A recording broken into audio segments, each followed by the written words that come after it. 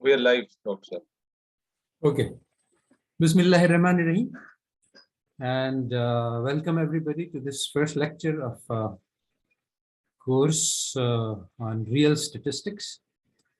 In this, I will first start by presenting some basics of this course.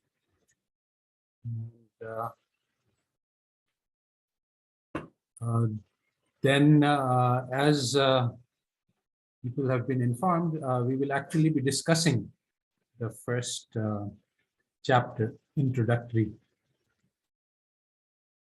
And so I'll be discussing the details in the presentation.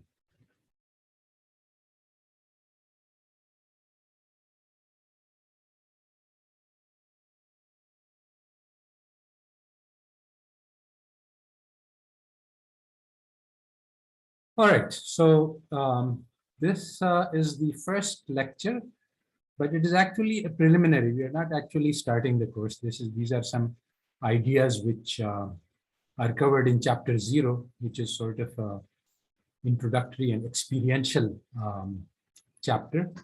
And technically, everyone who is participating is supposed to have read the chapter, but actually I've opened it up for everybody. So there may be many people who have not actually read the first chapter in the audience. But in the future, basically there are 12 chapters in the book, and we will be covering one chapter every 2 weeks. So it will take about 6 months to cover the whole course. And before the first lecture, which will be on 9th October, the first lecture will cover chapter 1. Then we will close the registration for the course. And then subsequent lectures will be open only to registered participants. So we're just going to talk about some procedural details. This is a synchronous course, which means we will be all going through the course together. And we will be covering one chapter every 2 weeks. Later on, I will put this material on self-autopilot, and people can go through it in an asynchronous way at their own pace. But for the moment, this course is going to be everybody together. Dates may be somewhat adjusted, but basically it will be Sundays at 6, like this, to allow for the largest possible range of convenient times for everybody. There are 5 sections in each chapter. We will create 5 discussion groups to answer discussions for each section. We tried to do this on this particular section, but because of shortage of time, this could not be done very effectively. But for later lectures, we will follow this methodology that students will actually read the text, watch the videos, and discuss the assignments. And then when we have the live lecture, it will be mostly interactive. Students will discuss their responses to the material presented in the chapter, and I will guide the discussion. And there is a sheet that I've asked for information.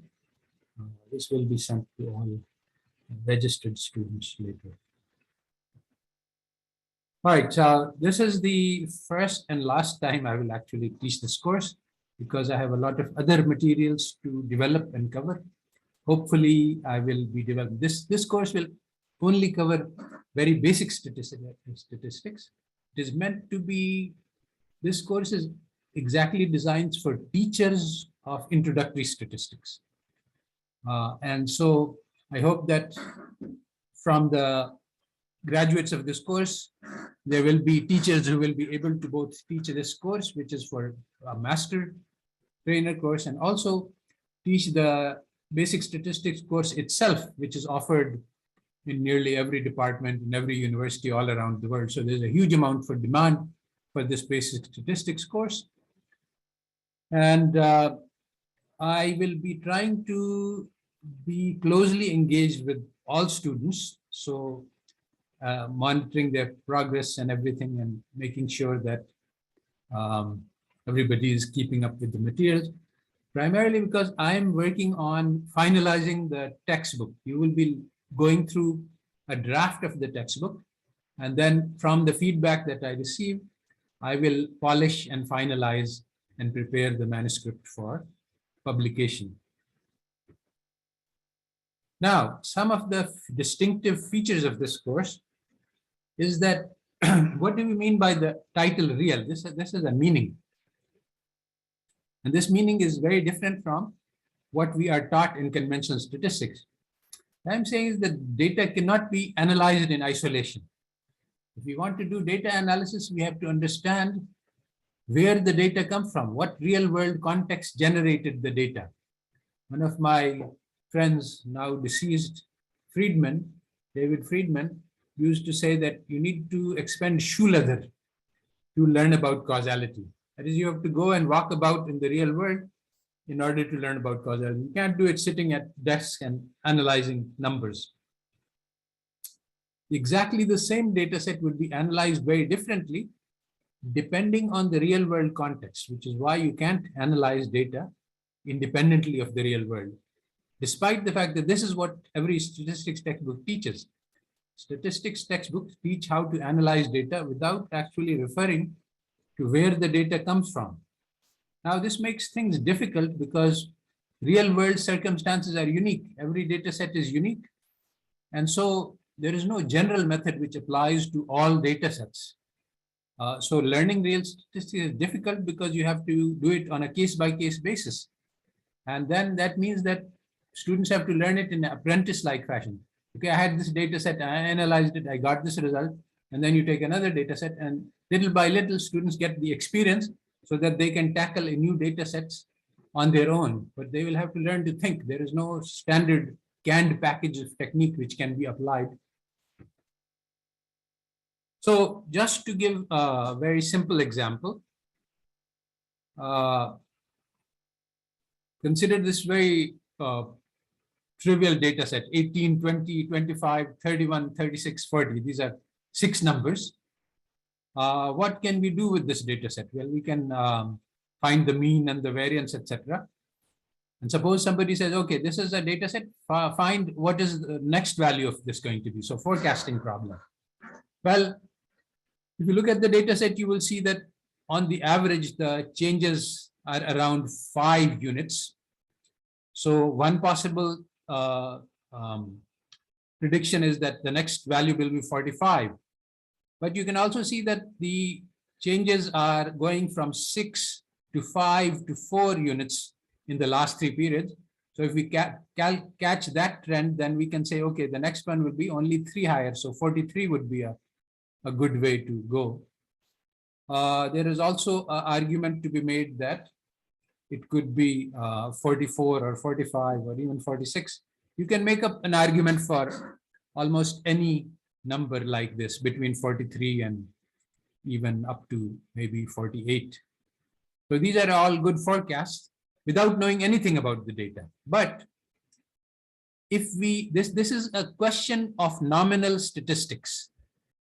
In real statistics, we reject the question. We say that this question cannot be asked because we don't analyze data sets. The goal of knowledge is to take a data set and use it to learn about the real world. If the real world is not there, then there is nothing to do. So actually, if you look at the data set, this is the maximum monthly temperature from January to June in Islamabad over. So this is monthly data. So the next value was actually 35 because June is the hottest month and the temperature starts to decline. So you understand that how the real world context completely changes the picture. Previously, the automatic forecasts are just based on looking at the pattern, but the pattern isn't real. The pattern is due to the fact that the first 6 months, the heat is increasing and then but now suppose that this was yearly heights of children measured in some unit, like maybe inches. Then Obviously, the next data set would have next forecast would have some very different implications. And suppose that the readings were reversed, we had 40 first and 36 later, then we would say that this must be a recording error because height cannot be declining by 5 inches. So suppose on the other hand that this second data set with 18, 20, 25, 31, 36, 40, and 35 is the number of major fires in Belgium, then we would say, okay, there's something happened to control the fires. The fires had been going up, but now they're going down. So there must have been some successful fire control program launched. So we should go and see what the fire department is doing in Belgium. Suppose these were the annual infant mortality rates, then we would say, okay, this country has had worsening health conditions, but somehow they managed to get things under control in the past year. Maybe they introduced a successful health program. So you understand that this is what real statistics is about. Real statistics cannot be done just by looking at the data. You have to go into the real world, and the goal of real statistics is to learn about the real world, not to learn about the numbers.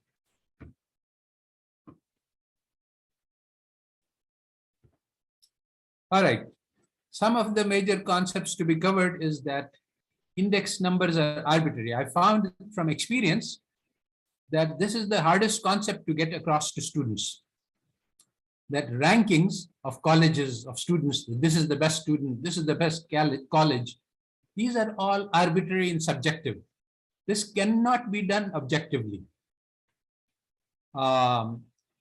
This has radical implications because a lot of the statistics that we do, what is the impact of corruption on development or things like that, these are all based on index numbers. And index numbers are all arbitrary. So basically all the results that we are looking at when we analyze World Bank data sets, these are just subjective and arbitrary and can be changed in any way you like once you understand this arbitrariness. Conventional statistics is a useful descriptive tool.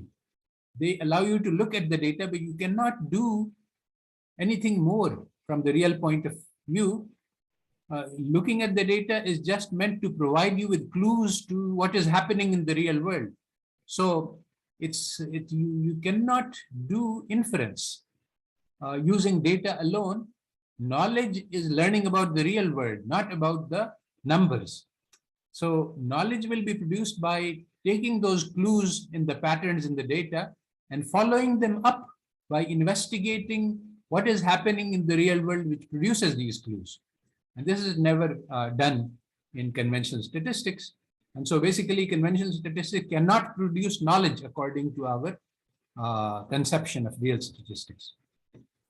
Just a little while ago, I saw this news item about how Columbia University provided fake data to climb and to make an amazing climb in the rankings. And there have been many such scandals.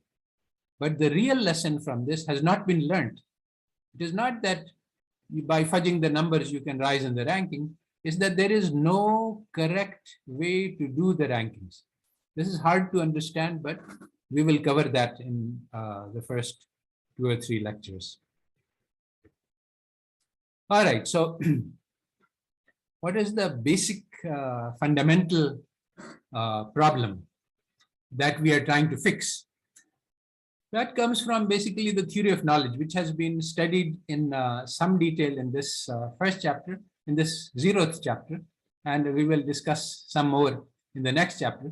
But this is the philosophy behind the course. The actual course, which will start in the 2nd lecture, about a month from now, we will be just doing data analysis, but data analysis for real data sets, not for fake arbitrary data sets, because as I said, in real statistics, we cannot analyze data in isolation. So basically, the current foundation of statistics is based on logical positivism. And this logical positivism is a false theory of knowledge. So what we are doing is we are replacing LP by Islamic epistemology. And this provides new realist foundations for the discipline. Now there is the question that, is this only going to be studied by Muslims? So basically that's not true, but there are a couple of points which are not well understood or known. Logical positivism is itself a religion. So it's not that you are going from a secular non-religious basis to a religious basis. Basically, every study, every analysis must be built on some theory of knowledge which is metaphysical. So you can't do without metaphysics, but the only thing is that logical positivism is a toxic metaphysics which is repugnant to human nature. Islamic epistemology is a natural theory of knowledge which is acceptable to all human beings. It is built on rejecting selfish personal goals by bigger visions and the desire to serve humanity by acquiring useful knowledge. So there is nothing in the foundations that will be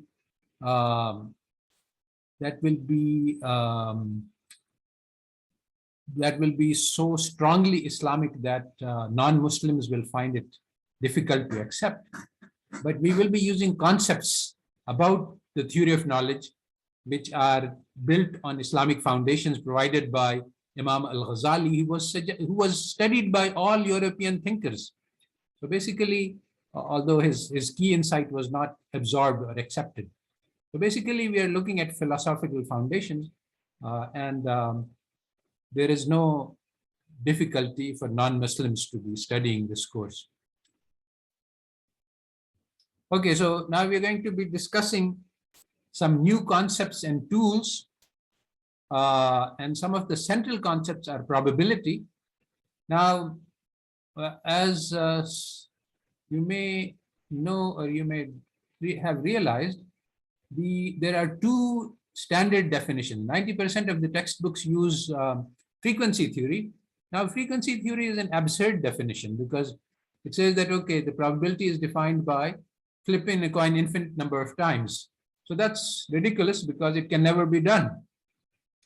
Now, when we read this definition, we automatically assume that it means that, okay, infinite number is impossible, but maybe we can do it 1,000 times or 1,000,000 times. Now, the problem is that if you use 1,000 times or 1,000,000 times or 1,000,000,000 times, it doesn't work. No finite segment is an approximation to infinity. And people who have analyzed that, okay, let's just take 1,000,000 flips as the basis. It just doesn't work. Then probability doesn't get defined correctly, because the probability of a coin coming up exactly 50% heads in 1,000,000 trials is close to zero. So close to zero that it's negligible. So the probability will not be 50%. So every probability is different, and it's different every time you flip the coin. So there is no way to define probability correctly using frequency theory. Bayesian theory is even worse. It says that probability is just your opinion about it. It doesn't have anything to do with the real world. So that the two standard definitions found in nearly all textbooks are wrong. And there is a correct definition which we will study in this course. Similarly, causality is massively mishandled because causality is again a hidden concept about the real world. It is not causality is never in the numbers. It's always in the real world. So that's why it's basically impossible to use nominal statistics, study the numbers alone, and learn about causality. It's just impossible. You have to learn about the real world in order to study causality.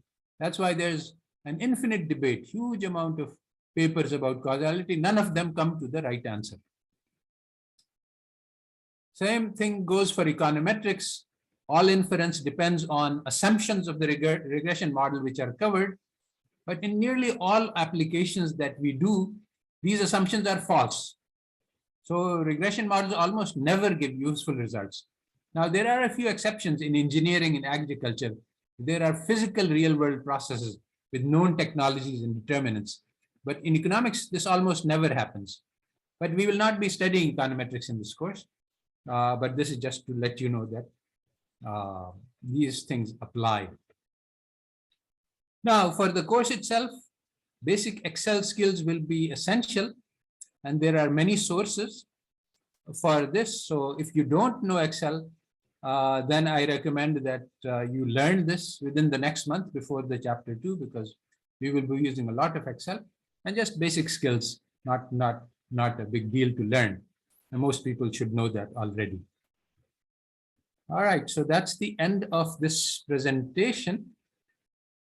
And one thing that I would like to say, okay, so that's all. Now we are going to go through the,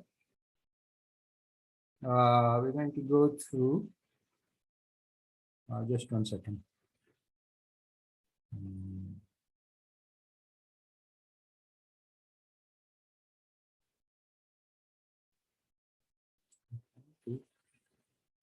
My screen. All right.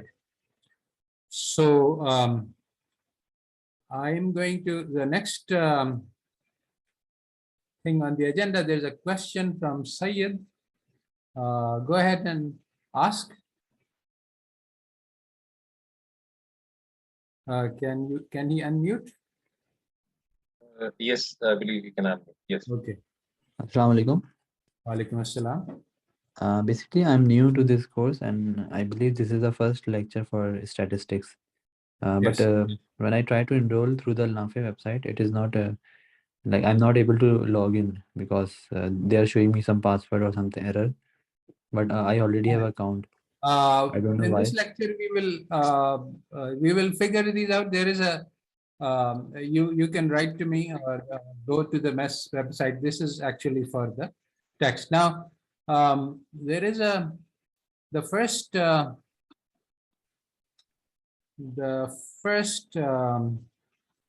agenda. Okay, so we have gone through the chapter 0, and we have divided the 100 or so participants, more than that, about 150 actually, into groups of 20.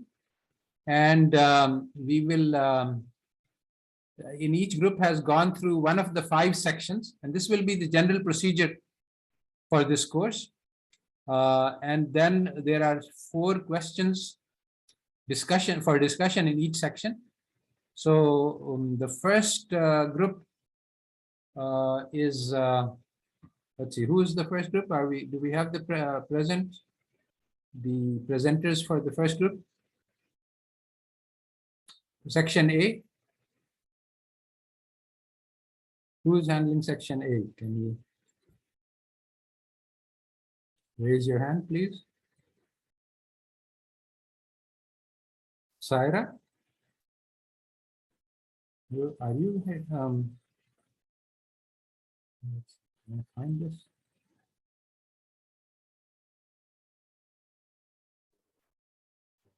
Assalamu alaikum, sir.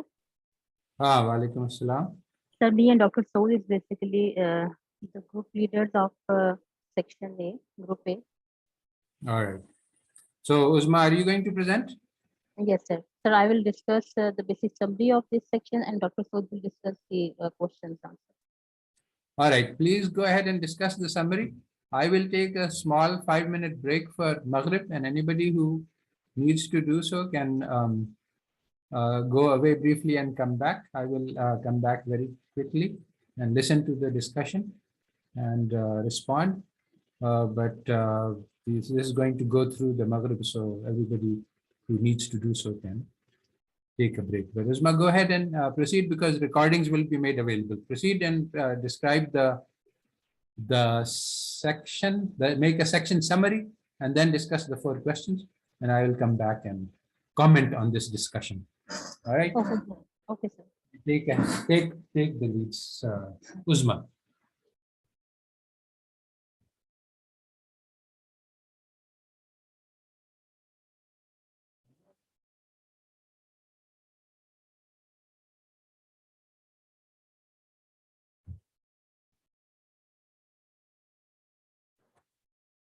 Okay, assalamu alaikum. Hopefully my screen is visible to everyone. Okay, in this section, Dr. Zaman is basically discussing about his own life experience, that all of you know that he has been trained in the Western education system, and his higher education is from MIT and Stanford. So he basically discussed that how this Western education system has created a secular mindset which lead to meaningless lifestyle. And the conflict that he when he faced, and also I think all of us also are also going through this, is that does the Quran contain complete and perfect guidance for us today, or our modern problems can only be solved by the Western knowledge, while the Quran is mostly irrelevant? So in this section, he's basically trying to answer this question. First of all, he has discussed about his early life experience, from up till 15 years.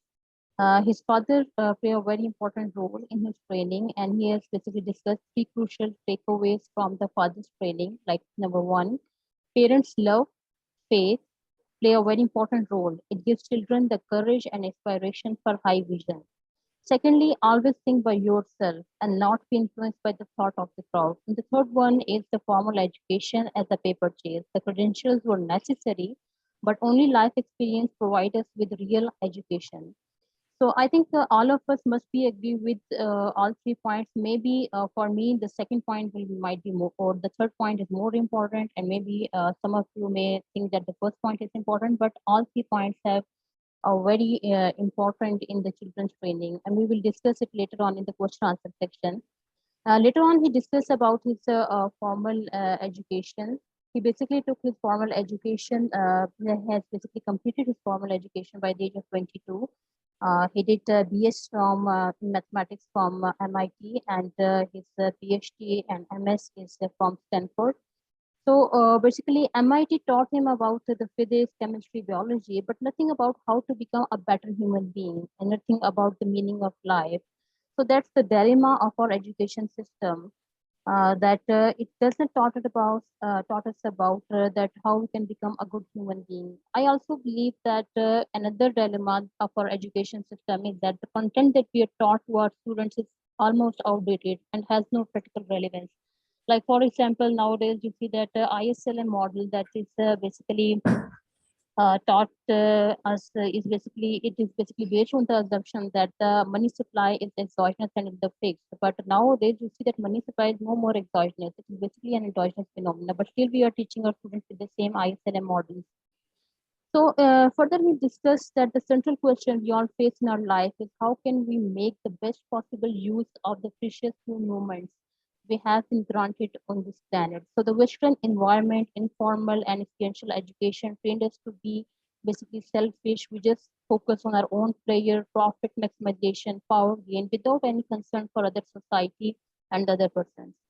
So while searching for the truth, he searched through different philosophies of life, through different religions and lifestyles. Later on, through Tabligh, he learned that the faith is a condition of the heart and not of the mind. That is why it cannot be developed by arguments and counter arguments.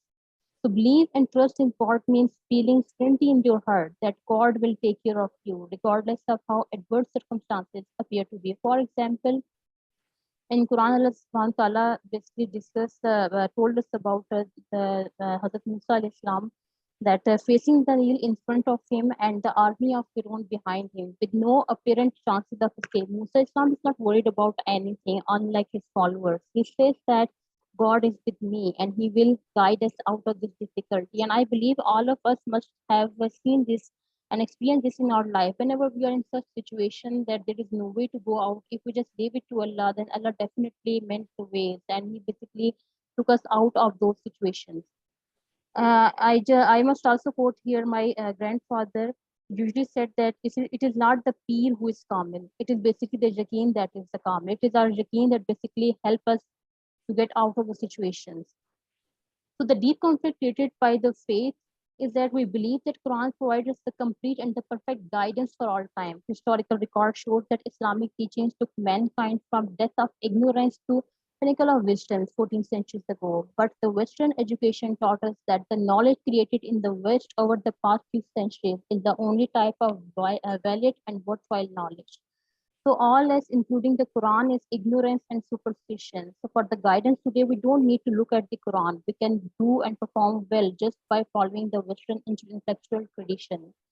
So the Western education train us to be to ignore our hearts and just follow our minds, and that they mainly focus on the rational behavior. That we every individual is rational, and they basically work for their own self-interest. So this kind of thinking arose in the West due to destructive warfare between Christian section, lead Europeans to reject Christianity as a basis for public life. So the trauma of loss of faith led them to reject the herd and intuition as the basis of knowledge. And unfortunately, we are also experiencing this thing even among the Muslim sects. So in contrast, Quran states that, for indeed it is not the eyes that are blinded, but the blinded are the heard. So the Islamic teachings place great emphasis on the heart as a guide to the truth. So my heart basically testifies to God and to the power of the message. So the central question posed by life are not addressed at all by the Western knowledge, while the Quran provides us the complete and the perfect guidance about it. Now I will request Dr. Saud Ahmed to discuss about the question answer session that are given at the end of this session. Okay, good.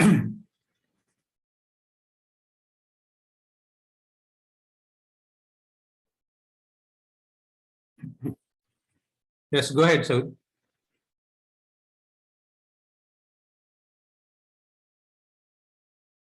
Are you present, Saud?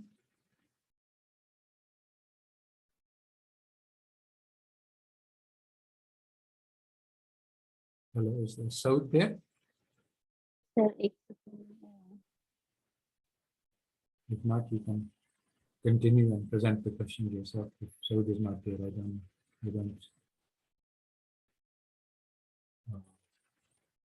see him on the screen.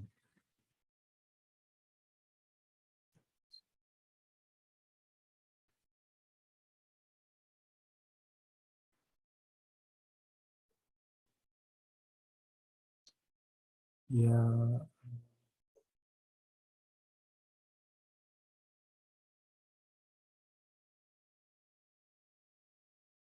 I don't see Saud on my screen. So why don't you finish the second part as well? Do the answers. Because I don't see Saud. Okay, Uzma?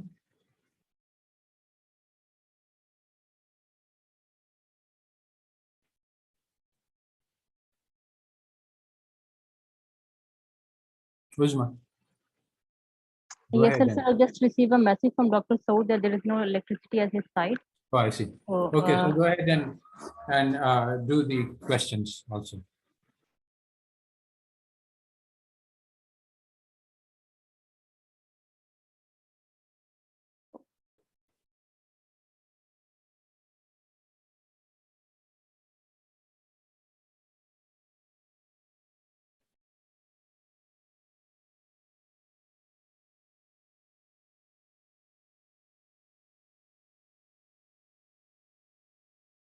By the,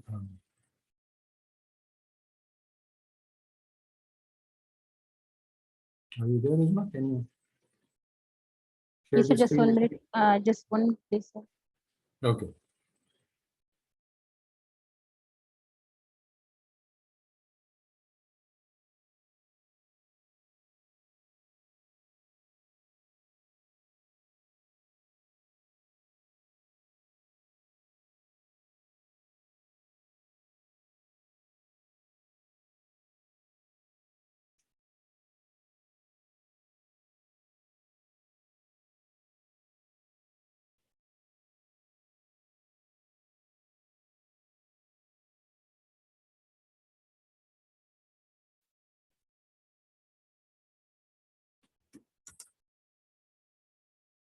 So the first question is about that based on your own life experiences as well as the discussion in the section above, what are the some critical elements of training that one should provide to their children? Choose one among these elements and explain why it is important. So basically in this discussion, three main points are the takeaways that basically Dr. Zaman has talked about from his father's training. Is the first is the parents love faith play a very important role and give children the courage and inspiration for high values. And second is always think by yourself and not be influenced by the thought of the crowd. And the third one is the formal education as a paper chase. The credentials were necessary, but only life experience provide us with real education. For me, I think that the second point, that we should always think by ourselves and not be influenced by the thoughts of the crowd. The first one, it is also important that the parents love and fear does play important role, but I think that besides that, it your own self-awareness also play a very important role. If we should basically taught our children to be self-aware, what they think about the world, how they basically take the thing. It's not a good idea to just follow the world as it is, what the other are doing, and you also just follow that.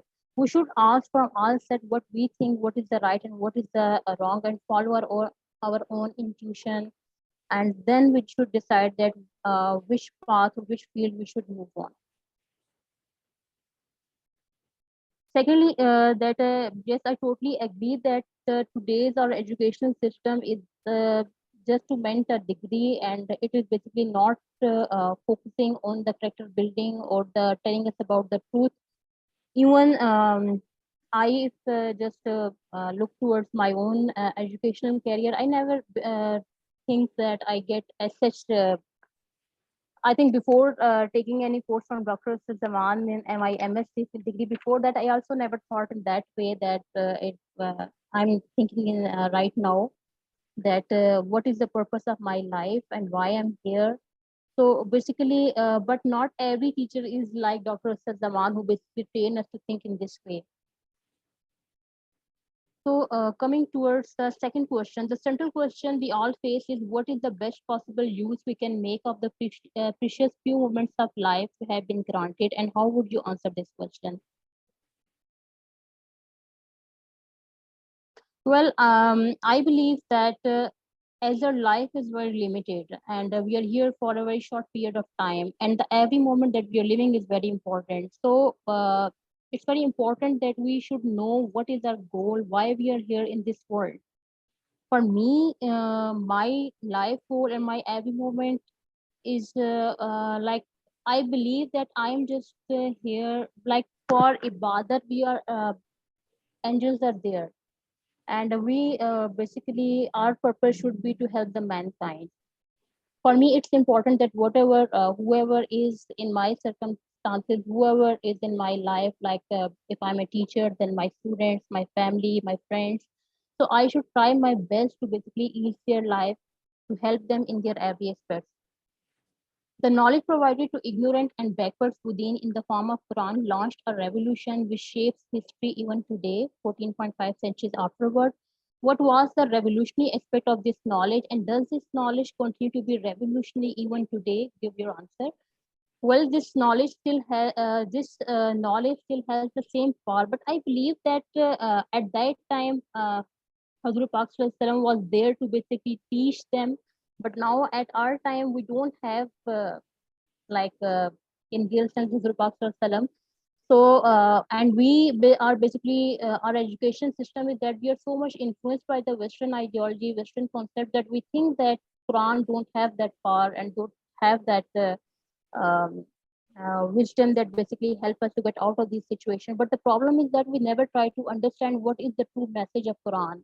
We most of us has never tried to basically read Quran with translation to understand what actually Allah subhanahu wa ta'ala want to give the message. So if we actually try to understand what is the message of the Quran, then definitely it will help us, and it will definitely bring the revolutionary in this world.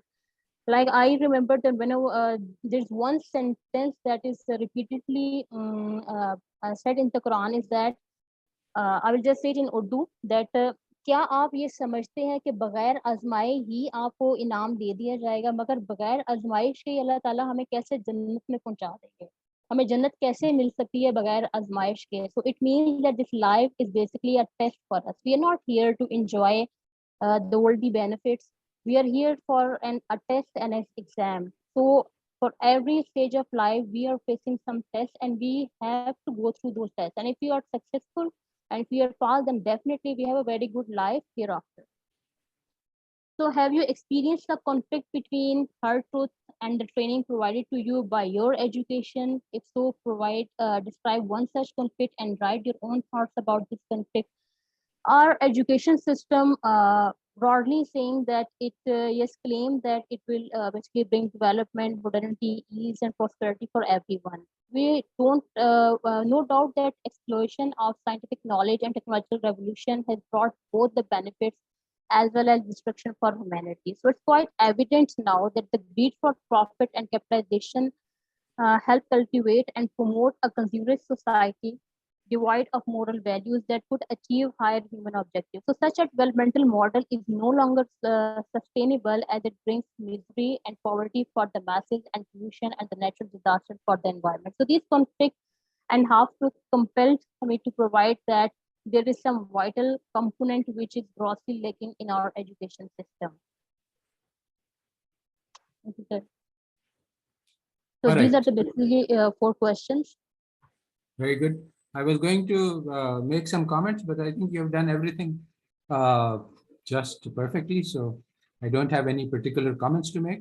So now I would like to shift this to Maaz and Naveed, who are responsible for the next section. Which one of them is present, and who is going to do the presentation, Maaz or Naveed?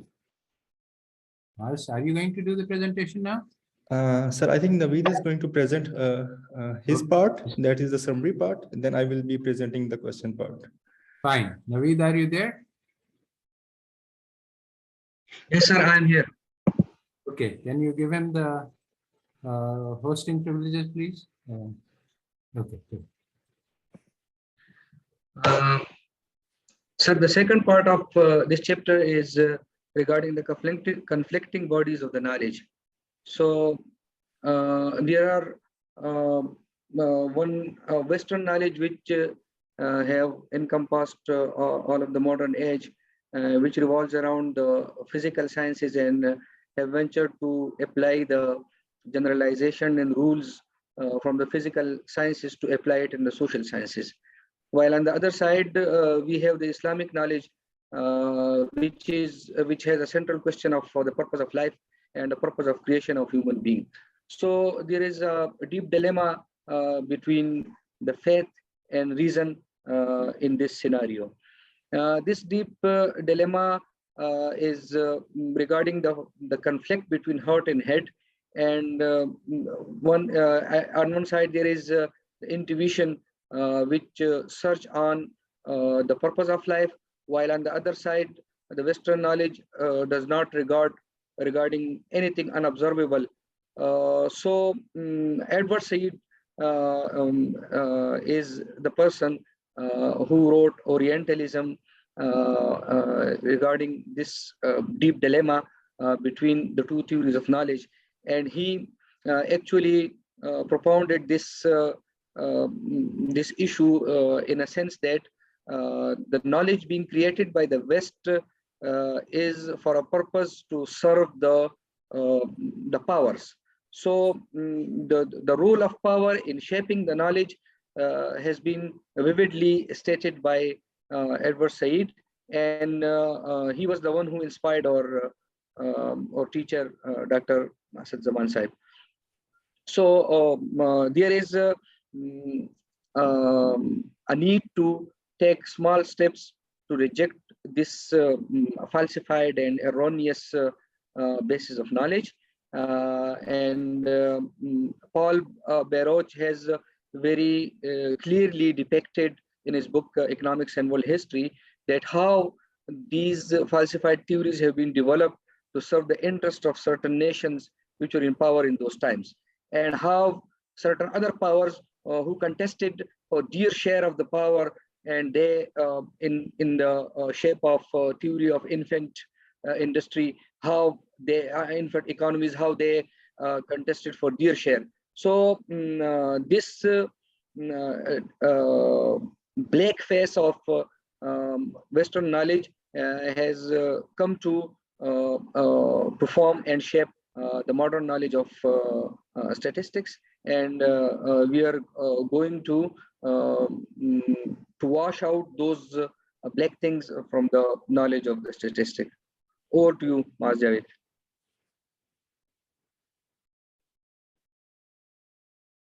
Thank you, Naveed.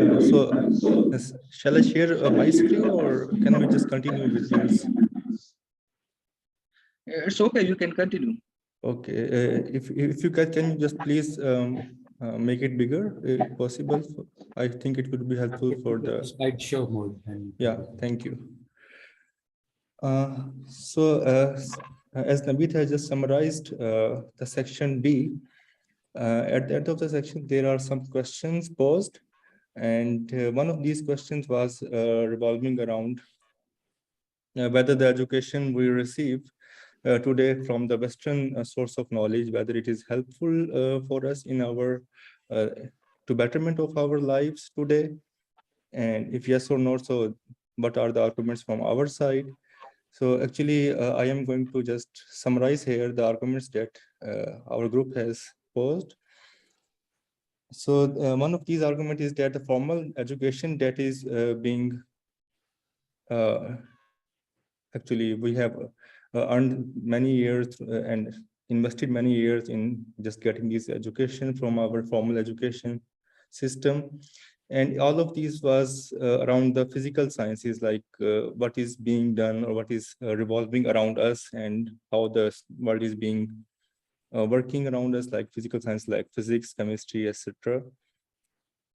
But the actual question is being posed here is that what it has to do or whether it answers the other type of questions that comes with from our heart, like what is the purpose of our life? What is our objective of life?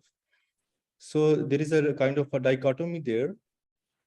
So I think screen is not being shared now. yes, do you have co-host now? Do you have a screen share button on your Yeah. computer? Okay, then you can take it over and share your own screen.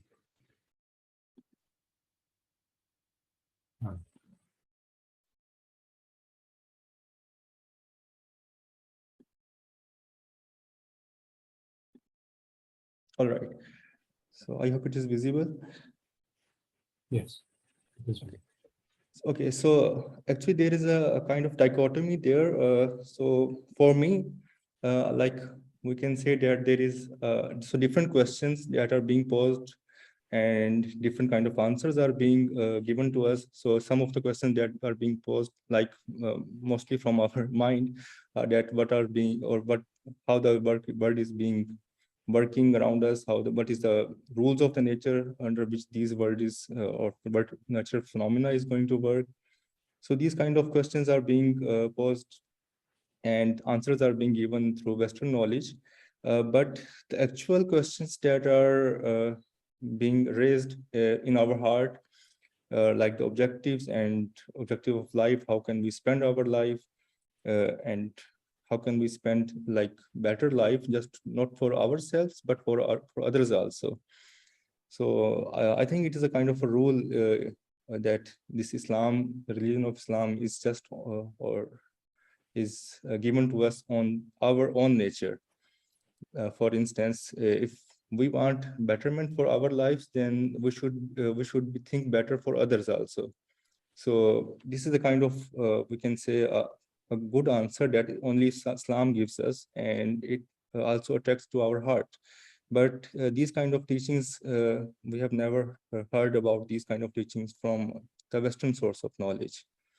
So there is a huge gap, and this blank space between these two extremes, I think, can only be fixed, can only be filled up when we're going to implement this Islamic knowledge that we have maybe in our books today only. And so we have to implement and absorb this knowledge and implement it in our lives so that we can maybe like the revolution happened 1400 years ago. So maybe that revolution just can happen now with that same knowledge. But there is I think, need to absorb that knowledge from our hearts and to be able to and to be consistent to take more steps towards achieving that knowledge and to answering these questions so that these gap can be filled up and we can come up with the new answers that are being posed in our hearts and minds. So maybe this is the one question. So, sir, do you want me to go through all of the questions and Yes, answers but once? Or? go through all of them, but do so quickly because we have Okay, lots okay. of sections to cover. Yes. Yeah, sure.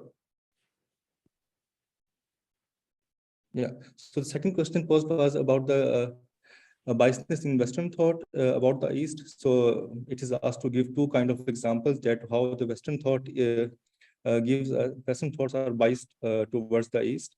So one of the thought that came to us is about Islamophobia, like if any extremist event happens from any man or any person who is Muslim, then this whole religion is being like we are going to, or Western people are going to say that this is whole phenomenon is going to be emerged due to Islamization, or this religion of Islam is being the culprit of this extremist thing. But when this, like 2 weeks ago, persons in Canada, like when the extremist event happens in their country, they are just going to say that there is a kind of psychological issues with those specific person. They have nothing to do with the religion. So this is the one kind of biasness that is there in Western thought. So similarly, another kind of biasness is about the free trade that most of you have already read, I think, in the writings of Dr. Russell. So similarly, there is another kind of biasness in the Eastern authors due to the influenced by the Western teachings. And one of these example can be like in our local think tanks, we only make policies for the government that implement to our people. Those are just not beneficial for us. And because we are just influenced by them, so we are just going to blindly implement those policies and just don't think that whether they are going to be beneficial or not. So I think that can be, so they just keep writing many reports there and they just proposing these different solutions, but I don't think that they are going to be benefiting the society as a whole. Similarly, another example could be the Islamic economics, where they are just going to take the conventional economics and they are just going to put some factors like zakat and some other sources of Islam into that specific Western economics. So the whole economic system that is based on the fault assumption, it is not going to give us the right solutions. The third question that is posed was about the balance between heart and head as a source of knowledge. So I think that there are different type of questions that are being posed by different sources, like the reason is one thing that is posed by, or that the head demands, mind demands, and the intuition or the peacefulness is the other kind of question being posed by the heart. So there should be a balance between the two. When we're going to deep into a reason without having a faith, then we may go astray. So we must have a strong faith, and then we can just support that faith with the reason. The reason, slowly, I think it is not going to help and answer our questions. So there must be a good balance between the two. Or maybe we can just say that we shall flow our questions or the answers to our questions raising from heart to head. Okay, the last questions, let me just go through it very quickly, is about economic theory applies universally to all. So whether it is correct or wrong. So to us, I think it is a kind of a wrong intuition that economic theory applies universally to every country and every individual, and we can generalize it. Actually, we are not able to generalize it because there is for each country, if we just read or take it as a countrywide, each country has its own unique development experience.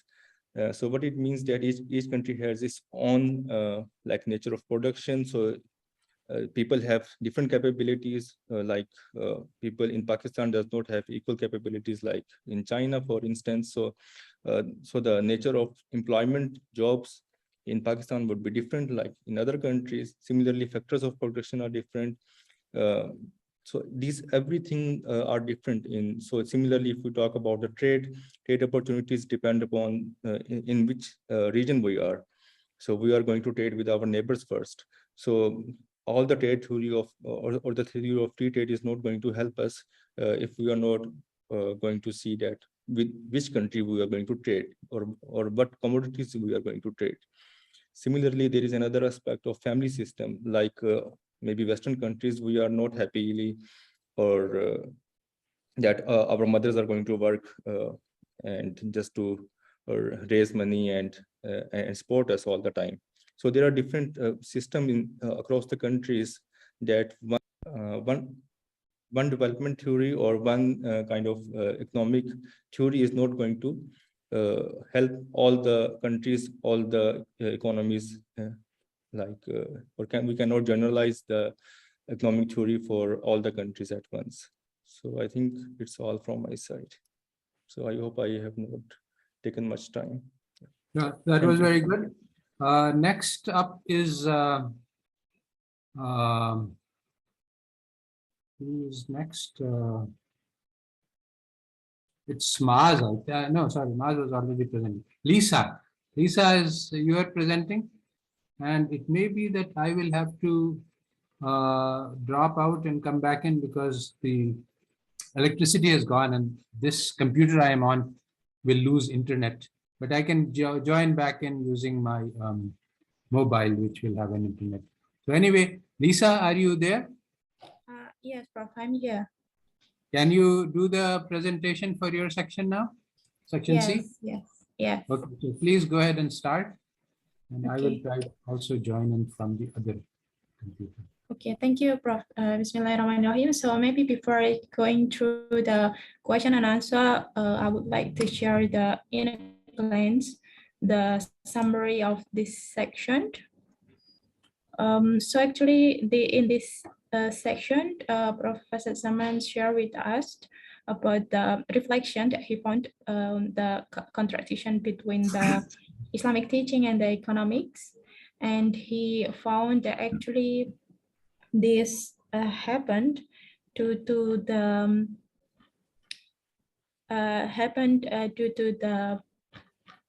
related to the historical loss of faith. I mean that if is it possible to happen because many people in the past they face this one, the loss of faith, and this bring consequences to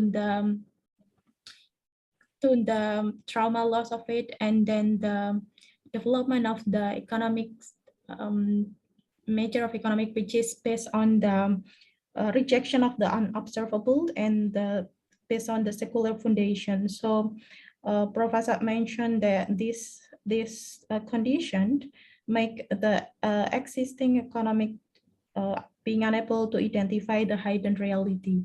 So that is a glance about the topic. The full article, of course, can be accessed.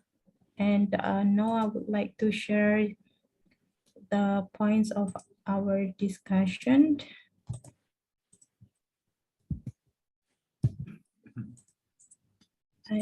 Hopefully the screen can be seen by everyone.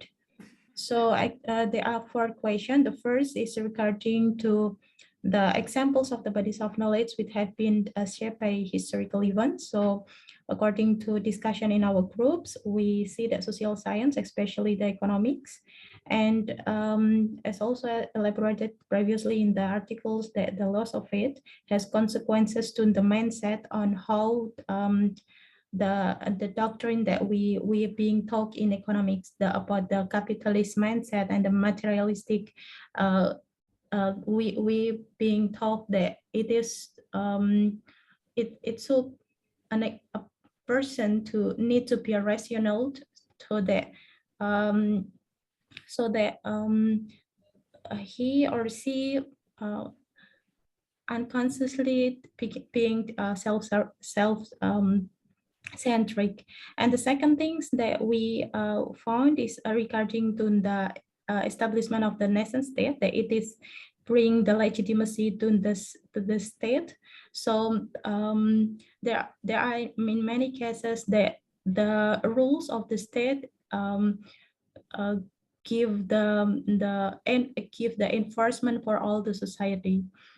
The second, regarding to the example of our daily activities, whereby the whole Homo economicus model in the economics theories is not lined. One that we maybe most of us also have ever experienced about this thing is about the experience in spending the money for charity. See, so from economic perspective, it is not rational to spend our money for something that do not directly benefit us. But from our Islamic teaching, we believe that this is not decreased our wealth, and so the experience of the pleasure and happiness and the feeling when we can help other people, this is the things that is not cannot be measured by the material things. And the second is the experience of supporting other people to grow professionally. So if we see from the economic rational perspective, maybe it is like kind of giving our job to others, but because in our teaching, risk is already secured, and it will not be replaced by others. So we believe that our risk will not be taken by other people. So it is no problem to supporting other people to grow professionally. The third is regarding to the trauma of loss of faith affect the development of the theories. So we noted that this trauma loss of faith have the consequences on the limitation of the knowledge development, that it is focused on the things that is the observable, but the issue, there are many things that is not cannot be directly seen. So the concept of barokah. So and it is also really matters because the loss of faith here also having on consequences on the human behavior in making choice. So with the loss of it, we tend to be exposed to maximize our own pleasure, so that it is having consequences on the behavior of our spending. And the last question regarding to the some of the harm of the rejection of the observables is about the main points about the quality of the human development, because of the focus focus on the things that can be observed. People tend to see the things that can be materially observed and measured. So, but we notice that the most important is regarding to the human quality of the human and the morals, and it is sometimes cannot be seen in the direct way with our eyes. I think that's all from our teams. Thank you.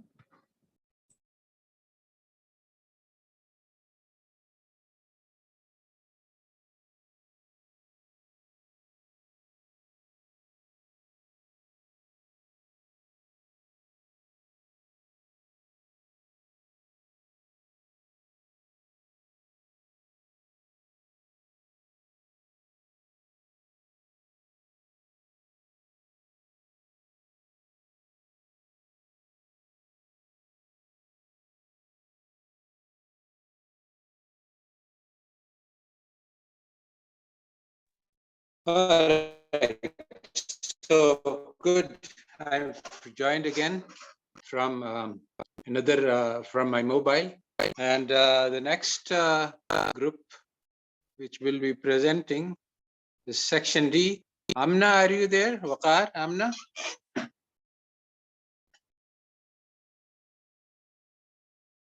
Can you hear me?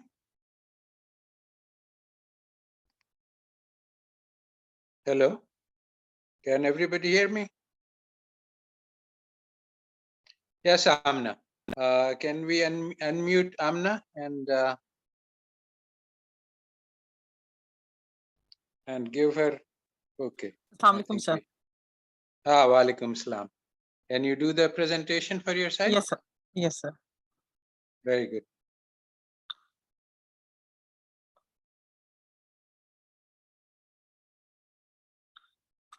I hope my screen is now visible to all. Yes, I can see it. Bismillahirrahmanirrahim. I'm here to discuss the section D of this chapter and the related questions from it. In the previous section, we have discussed from section C, we have discussed that all the economic theories were developed to serve the interest of powerful and wealthy countries. These are based on the distorted history, which was just to project the superiority of the West and the inferiority of the East. Reading these histories will creates the inferiority complex in our students. Moreover, these modern economic histories are cloaked in mathematical languages, and they contain stark conflict with Islam and economics. This all have led to the concept of logical positivism, which is in detail discussed in section D. The main discussion of section D is about the logical positivism, which is a toxic philosophy which forms the foundations of the Western education. The main areas discussed in section D are what is basically the logical positivism, what is wrong with this philosophy, why does it appears to be extremely plausible even though it is obviously false, and how can an obviously false philosophy become widely popular and deeply influence thought and action worldwide. Reading up these pages have led us to know that this philosophy says that all the knowledge that we have comes from our senses and logic. It denies the value of tradition and faith as source of knowledge. Any traditional knowledge or Quranic teaching must be tested empirically, and it must accord with our observations and logic if it is to be counted as knowledge. The logical positivism has very disturbing implications as all the non-observable areas are just discarded from the level to be counted as knowledge, including morality, which is just a meaningless noise. We cannot evaluate using any observations or logic. Similarly, emotions are not part of knowledge. Thus, our feelings of outrage, anger, disgust, or any other act are just not the part of knowledge. Hence, our life experiences and skills are also not part of knowledge. This radical change in the theory of knowledge, which took place in earlier 20th century, created a radical change in university education designed to convey knowledge. Changes in the theory of knowledge are created by as created by logical positivism, combined with other forces, led to a purely technical education system, and it also led to abandonment of character building as a goal of education, and this has caused huge or great damage globally. Now let's focus to the discussion of the questions related to this section. Question number 1 was, what kind of knowledge is rejected by logical positivism? What kind is accepted? Basically, as we have noted earlier, that logical positivist theory of knowledge states that knowledge must be built on what we can only see and touch, supplemented by the use of reasons. The philosophy of logical positivism is founded on rejection of beliefs in the unseen as superstition. This rejection of intuition and feelings and of heart as a source of knowledge corresponds to a deliberate self-infliction of blindness to central source of human cognition. Hence, logical positivism rejects the knowledge that is not observable and that cannot be perceived by the 5 senses, and it only focuses on observable visible knowledge and does not consider if there is any hidden knowledge that the 5 senses cannot perceive. Question number 2 is, why is logical positivism obviously false? What kind of knowledge do we have that is not based on observations and logic?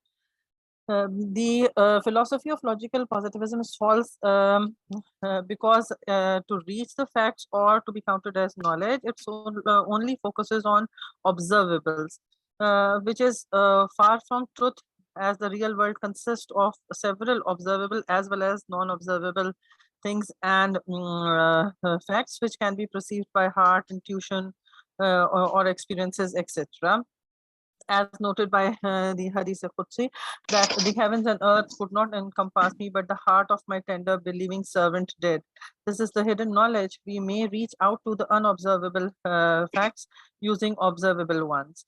Like morality is just meaningless, as we have discussed. Emotions, human feelings, experiences, and skills. These all are just not the part of knowledge under logical positivism. So excluding this all from the group of knowledge makes us to skip behind or leave some facts. So making the logical positivism obviously false to be as the used as only basis for knowledge. How does the demand for certainty rules out most of the knowledge that we use in our daily life? As under logical positivism, science is considered to be the study of external reality. If taken to be the sole source of valid knowledge, then the only knowledge which matter is that of the world around us. But the knowledge from our internal world, as discussed in earlier slides as well, the world of our heart and spirits are not part of science under logical positivism. To accept logical positivism is to accept that our internal states, feeling, intuitions, experiences, knowledge that our heart have been imprinted with are not part of the genuine knowledge. There should not be any doubt about obtaining the knowledge. If there is any doubt, then mainly the knowledge gained by using the doubtful ones will cause continuation in having doubtful knowledges, which further distorts the truth and hinders the reaching reality. And this is all just creating the artificial facts. Lastly, what historical events in Europe led to the widespread acceptance of this deeply flawed theory of knowledge in the earlier 20th century? This question has been very detailed, discussed in the section C, and it has been referred under the book by Edward Said that our knowledge has been strongly shaped by European domination of the globe. European conquest and colonization of 90% of globe during earlier 20th century has led to a view of history which focuses on the power and glory of the West and displays all other as ignorant barbarians. Racist theory of superiority of whites and inferiority of other nations have invented to create justification of colonizations. These are widespread throughout the world as part and parcel of the Western education, and which now dominates across the educational system. The bloody battles between Christian factions led to Europeans to reject their religious facts, and they adopted a purely materialistic worldview. They adopted the purest of pleasure, power, and profit as the purpose of life, and developed the knowledge to help achieve these materialistic goals only. The examples are the economic theories, which have been developed just to serve the purpose. So, although science and religion were not in conflicting areas till the end of 1800s, but the view changed during the earlier 20th century. The main reason was the superiority belief of Europeans over other nations, and they revised the concepts of science accordingly to their wishes and whims, and this superiority directed them to exploit the majority of the world to make them to be their servants, not of Allah, and to gain power, profit, and knowledge. The few main events which caused the current thinking of knowledge were the large Western barbarian conquers or warfares, and the struggle between the science and religion across 2 centuries, and the loss of faith in Christianity. So this is all about the section 4 up to understanding. Very good, Amna. I have a few comments about the certainty, but I think what I will do is write it up because, but everything else was fine. And so I think the last section now is Tasir Salahuddin. Then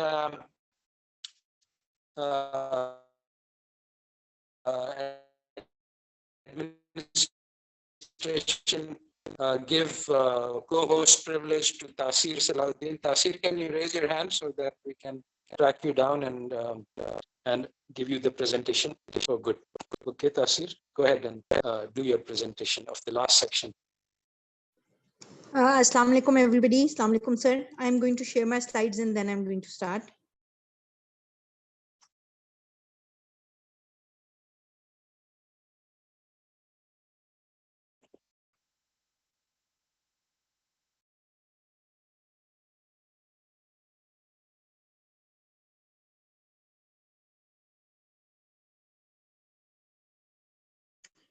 Sir, my slides are visible to everybody.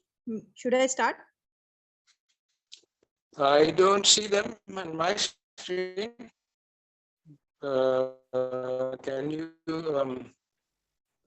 admin, can you make sure that your slide sharing is working? Do you have the slide share button?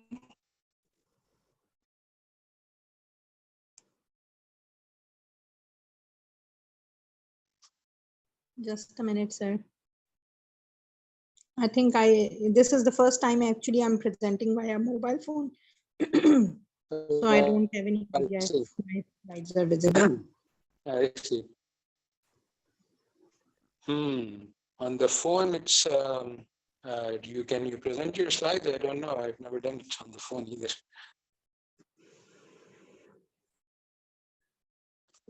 Usually the slides are handled by the PowerPoint, and if you have a PowerPoint, slide, and then actually for presentation on phone, you should convert this to Google Slides. Then the Google can handle it. I'm sorry, I have no idea how to do that. I'm trying to do that. Okay. I'll have to download them. Can you just discuss it without slides? Okay. You don't have them on some other I'm really very screen sorry in front of you. that they are not here in front of you people, but I'm going to start discussing the main points.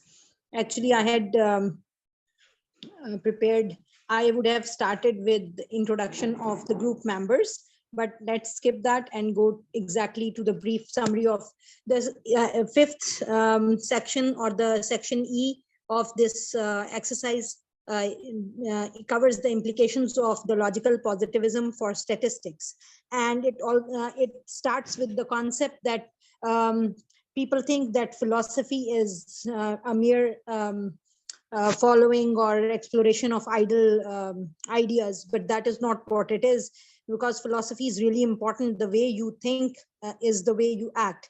And then it is discussed by Dr. Asadzaman that European history, as has been discussed by group C and D previously, impacted the creation or the birth of the logical positivism, and it actually gave the birth of epistemic arrogance, with the idea that it is possible to have certain knowledge, whereas in contrast, Islam teaches us epistemic humility, where we think that mankind has been given very little knowledge and the actual knowledge belongs to the Almighty. So if we move on with the idea of epistemic humility, then we have to reject the positivism, where you are trying to believe in everything that you can ascertain with your senses. So the major impacts of logical positivism on economics that have been discussed here are, again, that we have to reject heart and focus on mind, and we have to work with the assumption of rationality, that human beings are rational and they are able to make best decisions in their selfish interests. And that has actually taken away the motivation of all the activities of all economic activities that were based on kindness and sharing and cooperation and taking care of each other, because that doesn't fall into the logical positivist rational idea. So the motivation for economic activity that has only remained is the pursuance of personal pleasures and satisfaction. And change of the goal of economic activity has taken away the spirit of humanity out of economics. And the impacts of statistics that have been discussed are that normalist point of view has taken importance over the realist point of view, and we are only talking about numbers and looking at the data but not connecting it to the real life experiences and the real life values in human life. So there are certain fallacies that have been created by the positivism, and the three of them that have been discussed here are the forecast competition, where the abstract and subjective competitions are done on the basis of algorithms and on different series, and it is tried to see if which one is the best predictor. Similarly, we believe that if the data gets big and we start learning from the machines, we are start using machines, maybe we'll be able to predict better, but that is not true. Similarly, another fallacy is the imitation game. No matter how many times, how well you train the machines and try to compare it with the humans, and maybe a machine may win a certain competitions, even that doesn't make that machine a human. And it's absurd to compare a limited programmed machines to human beings who have capacity far beyond that can ever be contained in a machine. So this was the brief summary, and I would move on to the questions now. So the first question was that the term real statistics captures the idea that statistics uses observations and quantification to learn about the hidden real world entities and forces. This is opposed to the conventional statistics based on logical positivism, which uses numbers to study the numbers in isolation from the unobservable real world factors. So we were supposed to give an example of how these two approaches are different in the context of specific real world problem. Suppose that we have admission ratios biasness in a particular institutions, and we see that always the females are being having higher admission ratios in every department. So when we are taking the conventional statistics approach, it may only calculate the gender ratios of admitted population, and based only on numbers can say yes, there is biasness towards the females as compared to males in the admission process. However, if we take the real statistics approach and we dig deeper to see if the apparent biasness really exists and why this specific gender ratio exists, maybe the males in that area are being given better job opportunities, better admission opportunities somewhere else that females actually cannot attain. So they go international, the men go international, and the admission ratios in a particular area falls, but the females are stuck there, so their percentage is higher. That doesn't mean that by looking at the real life situation of that particular area, we will only be able to answer such questions and not only based on the numbers. So question number 2 is, given a series from x1 to x100, linear trend and autoregressive are two different methods for forecasting. So the linear trend method assumes the differences are stable across time and uses this as the basis of forecasting. We take that average of the past differences and make and use it for the forecasting. Instead, suppose one can assume that the rate of growth is stable and take the average of rate of growths, then our forecast would be different. It would be based on the averages and not on the basis of the differences. So the question was, which of these two methods is better? And we were supposed to decide on the basis of answering by picking 100 data series and using the two methods and see if which one gives better results. So we had to explain how to choose the data series in a way that make either one of them better.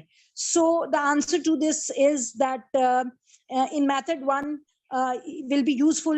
It depends on the situation. No method, comparing method 1 or 2 just on the basis of numbers is not possible, or giving a direct answer. So if method 1 is being used where differences are required, for example, if we want to see how much a new fertilizer has impacted the growth of a particular wheat variety, then maybe method 1 is good.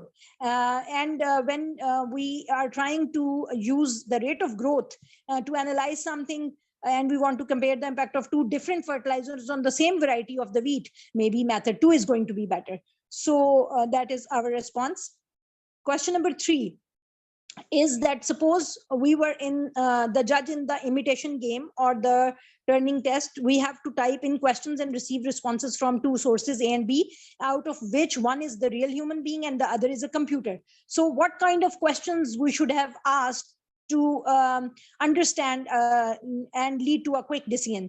Our response was that we would ask questions based on emotions and in human expressions and core values like compassion, understanding, love, dignity, sacrifice. And many a times when we are talking about human understandings on the basis of life experiences, humans have a lot of figurative meanings attached to a particular sentence or data that a machine cannot analyze. For example, if we are trying to understand the poetry of Ghalib, probably we would not be able to, a machine is not going to understand the way a human is going to. Similarly, question number 4 says, explain why big data or machine data learning would not have been able to forecast the global financial crisis of 2007 and 8. The response to this question is that basically the experience, even if the big data was there or machine learning was there, on the basis of the model that were being used, and if the past history and experience was not there, the machine would not be able to predict or predict the existence of this sort of financial crisis, because the model that we have fed to the machine is only going to be limited to the responses on that. So it is not the amount of data or advanced machines which can judge the real life impacts of policies. After all, humans feed the models to the machines, and if models of humans understanding are flawed, no machine or big data can help predict. And secondly, human knowledge, no matter how advanced, it is still fallible. So correct prediction is not a possibility as a fact. Thank you. All right, so we have covered all 5 sections. This has been 90 minutes. I think this will be our usual lecture length, and this is the process. I have some comments which I will actually make in public to the group. Now, basically, this was chapter 0, which is not technically part of the book. So chapter 1 we will start next lecture, which will be 2 weeks from today on Sunday, and the course will be open for I think 1 more week, and then we will start close down the registration and work with the students who have registered until then. So one of the things I would like to ask you is make sure I have a desired audience. As I said, this is for master trainers, for teachers of statistics. So I would like to ask all of you to invite teachers of statistics to take this course. I'm not really so much interested in students, because I need to have a geometric effect. And so if I have a teacher, then he or she can teach many other students. In terms of the last question that you just answered, Tasir, the issue is not so much about models that we use. And the issue is that the data, the methods of data analysis look at the data to see what pattern is there. So if the global financial crisis never occurred, nothing like that occurred for the past, until basically it's the biggest event since the Great Depression. If you look at the past 30 years of data, there is not a single, it is never going to show you that, because it never happened in the past. And all of the data analysis technique looks at the past to predict the future. So if something never happened in the past, then any data analysis will say if something is impossible in the past, it is also impossible in the future. So because global financial crisis was a unique event, which nothing like that is in the past of the data, then no method can actually predict it, which is based on data analysis alone. Now, if you go behind the data to the real world factors, then it becomes possible to predict, but not on the basis of data alone. So that's just one comment. So, okay, so basically that's it for today, inshallah. We don't really have time for question and answer because the time is all up. Next time we will try to find some way to keep the time limit so that other students in the audience can also participate. But basically one of the means is that students will be formed into groups and they will communicate with the group leaders, so we can actually have by this two-stage method, we can have everybody in communication with me, and of course everybody can write to me directly if there is a question. All right, thank you everybody. Inshallah, this has been very fruitful lecture and inshallah a good learning experience for everybody, and I hope to see you all next in 2 weeks on Sunday. All right, Assalamu alaikum rahmatullahi wa barakatuh. We can finish this session now.